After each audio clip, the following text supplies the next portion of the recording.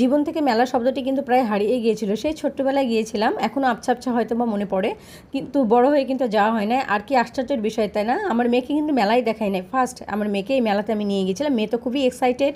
তো আমরা কিন্তু প্রথমে চলে গিয়েছিলাম রাজশাহী সার্কিট হাউস সংলগ্ন বই মেলাতে। তো বই মেলাতে যেও কিন্তু মেয়ে অবাক, মানে এর আগে আমি কখনোই আমার মেয়েকে মেলাতে নিয়ে যাই নাই। তো বইগুলো কিন্তু খুব এনজয় করে আমার মেয়ে দেখছিল। তো প্রত্যেকটা ধরনের বই কিন্তু এখানে ছিল, সব ধরনের কালেকশন ছিল এখানে। বলেন ছোটদের বলেন, বড়দের বলেন, আধ্যাত্মিক লাইনের বলেন বা ইসলামিক ভিত্তিক, মানে সব ধরনের কিন্তু বই ছিল। তো প্রত্যেকটা বই কিন্তু খুব মজা করে কিন্তু আমার মেয়ে দেখছিল, আমিও দেখছিলাম। যদিও আমার এনার্জিটা এখন বই দেখার অনেকটা কমে গিয়েছে, তো মেয়ে তো খুবই এনজয় করছিল। তো লাস্টের দিকে আমরা কিন্তু সন্ধ্যার কিছুটা আগ দিয়ে মা মেয়ে মিলে রাজশাহী মহিলা কলেজ সংলগ্ন সেখানে কিন্তু চলে গিয়েছিলাম। উদ্যোক্তা মেলা সেখানে হচ্ছিল।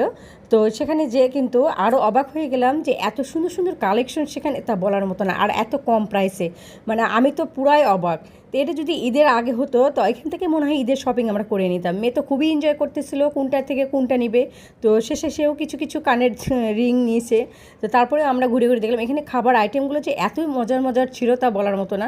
তো দেখতে খুবই ভালো লাগতেছিল যে প্রত্যেকটা মহিলাই কিন্তু আজকাল বাসায় বসে থাকে না, কিছু না কিছু তারা করতে চায়। তো এই জিনিসটা কিন্তু আমাদেরকে মানে খুবই ইন্সপায়ার করে এই জিনিসটা দেখতে। আর ডেকোরেশন তো ছিল এক কথায় অসাধারণ আমি বলবো।